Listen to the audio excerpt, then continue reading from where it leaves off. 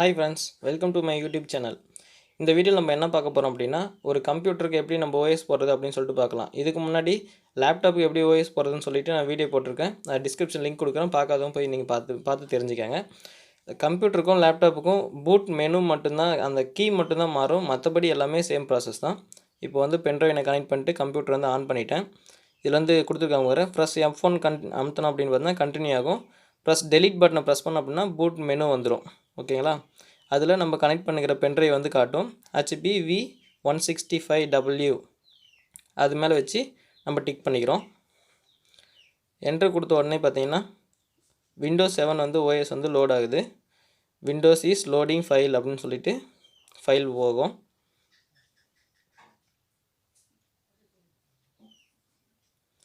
Starting Windows அப்படின்னு சொல்லிட்டு Windows 7 உடைய லோகோ வந்து அங்கே வந்து டிஸ்பிளே ஆகும்.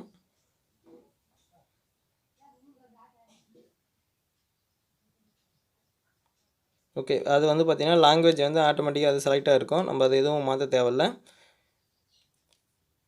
கீழே வந்து நெக்ஸ்ட் பட்டன் கிளிக் பண்ணிக்கோங்க. அடுத்து இன்ஸ்டால் விண்டோஸ் ஆக்டிவேட் R2 அப்படின்னு சொல்லிட்டு இருக்குது பார்த்திங்கன்னா, அதை கிளிக் பண்ணிக்கோங்க. அதை கிளிக் பண்ண உடனே Windows activate setup is starting அப்படின்னு சொல்லிட்டு லோட் ஆகும். என்னுடைய ஓஎஸ் வந்து பார்த்திங்கன்னா மல்டிபிள் ஓஎஸ் நான் வந்து இந்த பென்ட்ரைவில் வந்து வச்சுருக்கேன். இதில் 86 64 பார்த்திங்கன்னா அனைத்து வருஷனும் இருக்கும். ப்ரொஃபஷனல் அல்டிமேட் எல்லாமே இருக்கும். உங்களுக்கு எது தேவையோ அதை நீங்கள் செலக்ட் பண்ணிக்கிற மாதிரி வரும். நான் வந்து பார்த்திங்கன்னா இந்த கம்ப்யூட்டருக்கு வந்து பார்த்திங்கன்னா Windows 7 ப்ரொஃபஷனல் 64 பீட் வந்து நான் வந்து இன்ஸ்டால் பண்ண போகிறேன். அதை செலக்ட் பண்ணிட்டு நெக்ஸ்ட் ஒன் கொடுத்துருங்க. இப்போ வந்து பார்த்திங்கன்னா டேர்ம்ஸ் அண்ட் கண்டிஷன் ஒன்று கொடுத்துருப்பாங்க. அதை வந்து அக்ரி பண்ணிக்கோங்க. அக்ரி டிக் பண்ணிவிட்டு நெக்ஸ்ட் கொடுத்துருங்க. அடுத்து பார்த்திங்கன்னா கஸ்டம்ஸ்னு ஒரு ஆப்ஷன் இருக்கும், ரெண்டாவது ஆப்ஷனு. அதை கிளிக் பண்ணிக்கோங்க. கிளிக் பண்ண உடனே உங்களுடைய ஹார்ட் டிஸ்க் வந்து ஷோ ஆகும்.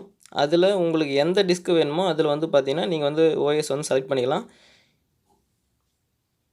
இதுக்கு முன்னாடி பழைய ஓஎஸ் இருக்கும் பார்த்திங்களா, அதை வந்து பார்த்திங்கன்னா நம்ம ஃபார்மேட் பண்ணிக்கிறோம். அந்த ஓஎஸ் இருக்கிற ஃபைலையும் ஃபார்மேட் பண்ணிட்டு அதே மாதிரி சிஸ்டம் அப்படின்னு சொல்லிட்டு எம்பி சைஸில் இருக்கும், அதையும் ஃபார்மேட் பண்ணிக்கோங்க.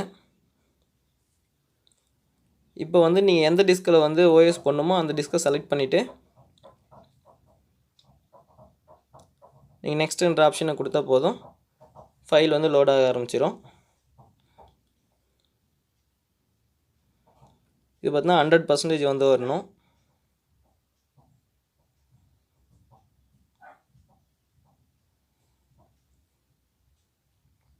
கொஞ்சம் வெயிட் பண்ணுங்கள். கிட்டத்தட்ட பார்த்தீங்கன்னா ஒரு 10 மினிட்ஸ் பக்கம் ஆகும்.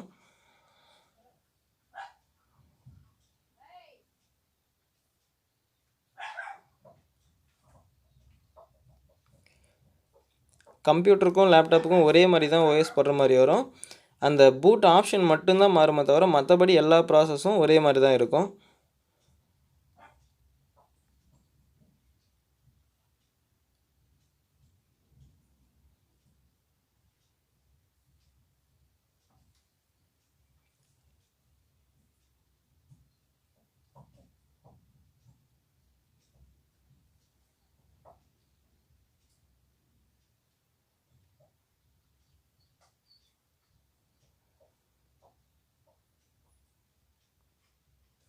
நான் வீடியோ லென்த்தாக போகணுன்னு சொல்லிட்டு வீடியோ பாஸ் பண்ணிட்டு இருந்தேன்.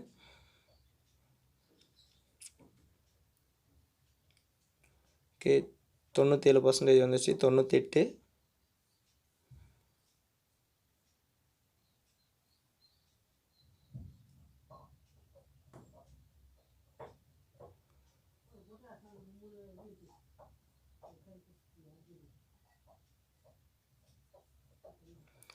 ஹண்ட்ரட் பர்சன்டேஜ் ஆன உடனே பார்த்தீங்கன்னா ரீசெட் அதுவே ஆப்ஷன் கேட்கும். ஒரு 10 செகண்டுக்குள்ளே அதுவே ஆட்டோமேட்டிக்காக ரீசெட் ஆகிற மாதிரி. அந்த சமயத்தில் நீங்கள் பென்ட்ரைவ் ரிமூவ் பண்ணிட்டா பெட்ரு. ஒரு சில கம்ப்யூட்டராக இருக்கட்டும், லேப்டாப் இருக்கட்டும், நீங்கள் பென்ட்ரைவ் கனெக்ட் பண்ணினே இருந்தீங்க அப்படின்னா திருப்பியும் பூட்டபிள் ஆப்ஷனுக்கு வந்து அது போய்ட்டு நிற்கும். நம்ம திருப்பியும் ஃபஸ்ட்லேருந்து போட சொல்கிற மாதிரி கேட்கும். அதுக்கு நீங்கள் அப்போ பென்ட்ரைவ் ரிமூவ் பண்ணிவிட்டு திருப்பி கண்டினியூ கொடுக்குற மாதிரி வரும். ஸோ நீங்கள் ரீசெட் கேட்டதை உடனே பார்த்தீங்கன்னா பென்ட்ரைவ் ரிமூவ் பண்ணிவிட்டு ரீசெட் கொடுத்துருங்க. இந்த இன்ஸ்டாலிங் அப்டேட்டிங் அதெல்லாம் குட்டி இதெல்லாம் முடிஞ்சதுக்கப்புறம் பார்த்தீங்கன்னா ரீசெட் ஆப்ஷன் கேட்கும். ரீசெட் நவ் அப்படின்னு கொடுத்துட்டிங்க அப்படின்னா இப்போ நீங்கள் பென்ட்ரைவ் வந்து ரிமூவ் பண்ணிடுங்க. இப்போ வந்து கம்ப்யூட்டர் வந்து ஆஃப் ஆகிட்டு ஆன் ஆகும். ஆஃப் ஆகிட்டு ஆன் ஆகிடுச்சு. இப்போ வந்து F1 வந்து ப்ரெஸ் பண்ணோம் அப்படின்னா உள்ளே கண்டினியூ ஆகும். F1 ப்ரெஸ் பண்ணுறேன். ஸ்டார்டிங் விண்டோஸ் அப்படின்னு சொல்லிட்டு விண்டோஸ் 7 லோகோ வந்து டிஸ்பிளே ஆகும்.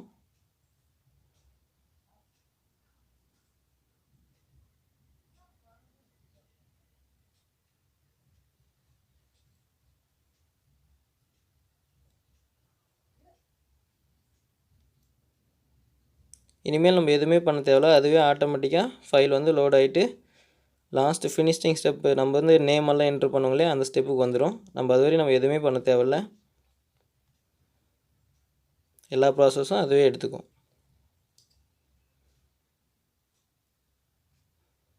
நம்ம ஒன்று தான் பண்ணணும், பொறுமையாக வெயிட் பண்ணணும். இந்த சமயத்தில் வந்து பார்த்திங்கன்னா லேப்டாப்பாக இருக்கட்டும் கம்ப்யூட்டராக இருக்கட்டும் ஷட் டவுன் ஆகக்கூடாது.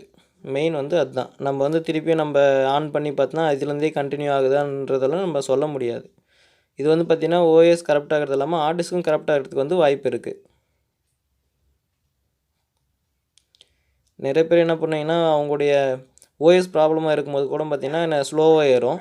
அந்த சமயத்தில் ஐயோ என்ன லேட் ஆகுதுன்னு சொல்லிவிட்டு நம்ம டைரெக்டாக பவர் ஆஃப் பண்ணுறதோ பென்ட்ரைவ் ரிமூவ் பண்ணுறதோ இருக்கக்கூடாது.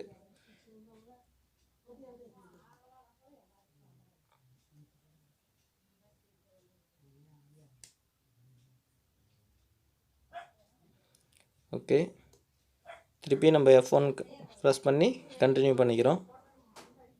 சிஸ்டம் ஒவ்வொரு டைமும் ஆஃப் ஆகிட்டு ஆன் ஆகும்போது பார்த்திங்கன்னா F1 கொடுத்தா மட்டும்தான் கண்டினியூ ஆகும்.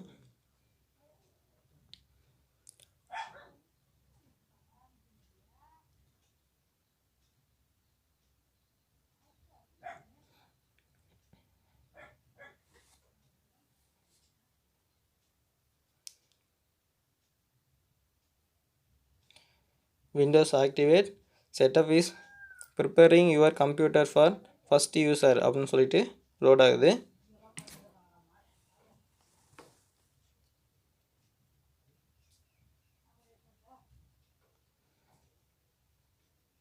ஒவ்வொரு ஸ்டெப்பாக அதுவே லோட் ஆகிட்டு நம்ம வந்து பேர் வந்து கேட்கும். அங்கே வந்து பார்த்திங்கன்னா நம்ம சேனல் பேர் நம்ம டைப் பண்ணிக்கலாம், all in one Krish type பண்ணி நெக்ஸ்ட் கொடுத்துக்கிறோம். அடுத்து வந்து பாஸ்வேர்டு கேட்கும், பாஸ்வேர்டு வேணும்னா இங்கேயே கொடுத்துக்கலாம், இல்லை நெக்ஸ்ட்டு கொடுத்துருங்க.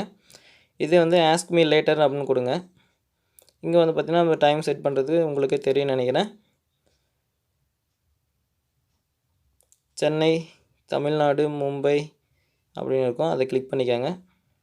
அதை கிளிக் பண்ணிட்டு நெக்ஸ்ட்டு கொடுத்தோம் பார்த்திங்கன்னா ஒரு ஃபைல் ஆக்டிவேட் ஃபைல் வந்து லோட் ஆகும்.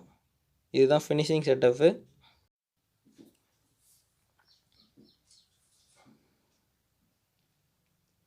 நெக்ஸ்ட் வந்து பார்த்திங்கன்னா ப்ரிப்பேரிங் யுவர் டெஸ்க்டாப் அப்படின்னு சொல்லிட்டு ஓப்பன் ஆகும். அது லோட் ஆகி முடிச்சதுக்கப்புறம் பார்த்திங்கன்னா டெஸ்க்டாப் வந்து ஓப்பன் ஆயிரும்.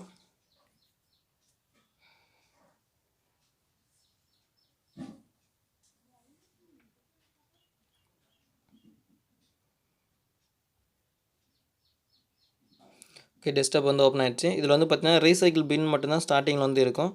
இப்போ வந்து கம்ப்யூட்டர் வந்து நம்மளுக்கு வேணும் அப்படின்னு பார்த்திங்கன்னா ரைட் கிளிக் பண்ணி பர்சனலைஸ் அப்படின்னு சொல்லிட்டு ஒரு ஆப்ஷன் இருக்கும், அதை கிளிக் பண்ணிவிட்டு சேஞ்ச் டெஸ்க்டாப் ஐக்கான் இருக்கும், அதை கிளிக் பண்ணினா கம்ப்யூட்டர் ஒரு ஆப்ஷன் இருக்கும், அதை டிக் பண்ணிவிட்டு ஓகே கொடுத்துட்டீங்க அப்படின்னா டெஸ்க்டாப்.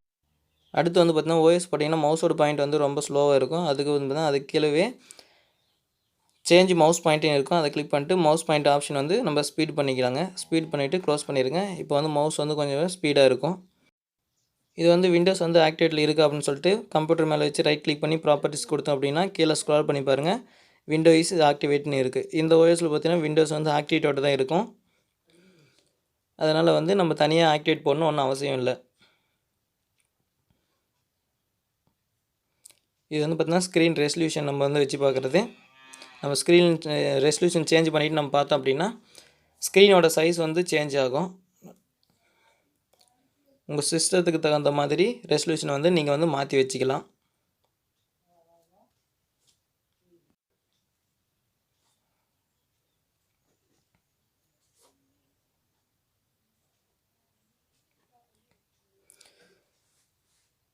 ஓகே ஃப்ரெண்ட்ஸ், இவ்வளோ தான். நம்ம கம்ப்யூட்டரும் லேப்டாப்புக்கும் ஒரே மாதிரி தான் நம்ம வந்து ஓஎஸ் போடுற மாதிரி வரும்.